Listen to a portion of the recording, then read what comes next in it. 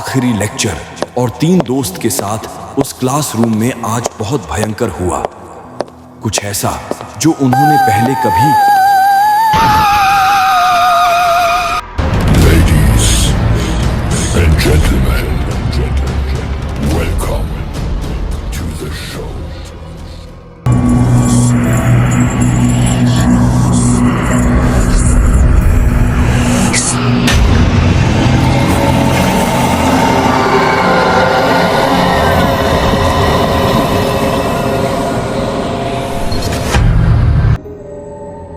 शिवम, आर्यन और उदिशा, ये तीनों कॉलेज के मशहूर ट्रायो थे।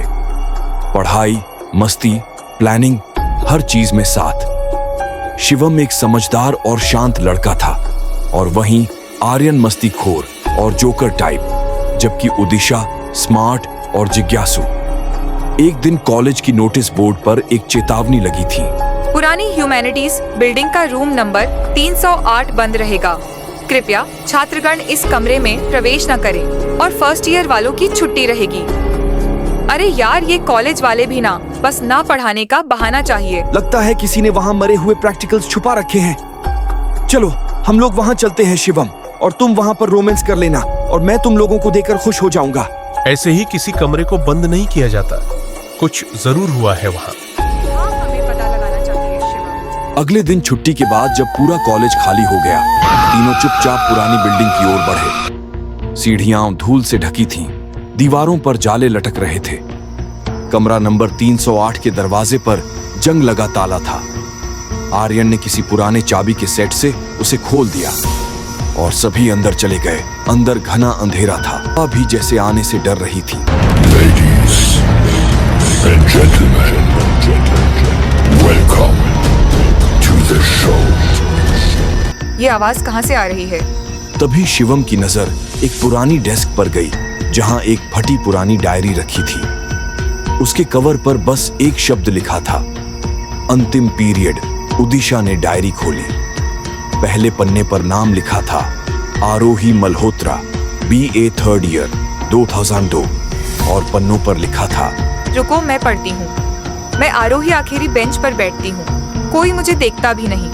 क्लास खत्म होने के बाद भी यहीं बैठी रहती हूँ। मुझे लगता है मैं इस दुनिया में ही नहीं हूँ। फिर एक दिन किसी अनजाने व्यक्ति ने मुझे मजाक में इस कमरे में बंद कर दिया और मैं वापस कभी नहीं आ पाई, न घर में न जिंदगी में। बस इस कमरे में रह गई, इस इंतजार में कि मुझे लगा कोई मुझे यहाँ से जरूर निकाल लेगा, लेकिन कोई नहीं आया और मैं यहीं पर मर गई।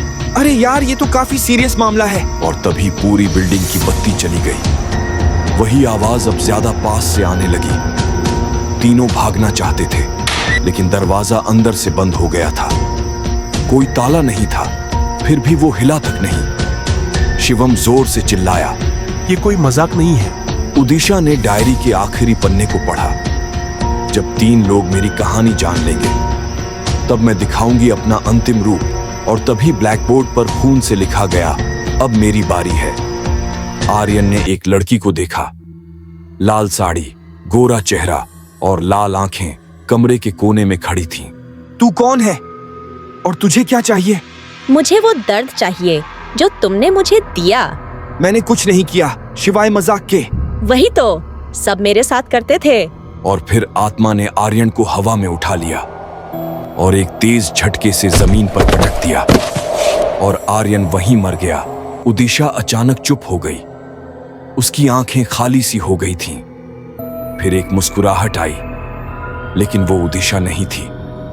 उसने शिवम की तरफ देखा और बोली, शिवम, तुम भी तो मजाक नहीं करोगे ना मेरे साथ? शिवम समझ गया, आत्मा ने अब उदिशा का शरीर ले लिया है। डायरी में एक श्लोक लिखा था, इस मंत्र को पढ़ो, लेकिन आखिरी लाइन मत पढ़ना, वरना वो सब छोड़ देगी।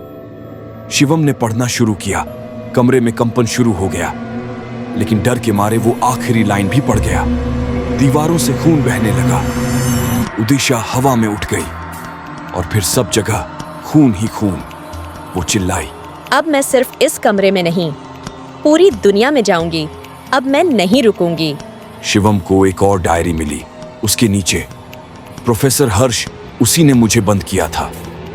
लेकिन कॉलेज के रिकॉर्ड में ऐसा कोई प्रोफेसर कभी था ही नहीं। अगले दिन कॉलेज में उदिशा को होश आया, पर उसे कुछ भी याद नहीं था। आर्यन का शव बिल्डिंग के बाहर मिला।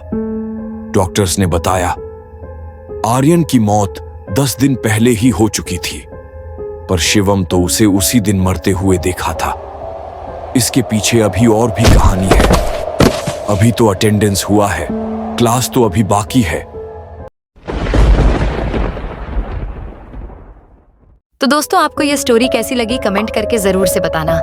और ये मेरे दोस्तों के क्रश थी, तो आपको भी अपनी क्रश के साथ स्टोरी रिलीज करना चाहते हैं तो आपने क्रश का और अपना नाम कमेंट में जरूर से लिख देना। तो अगली वीडियो आपके नाम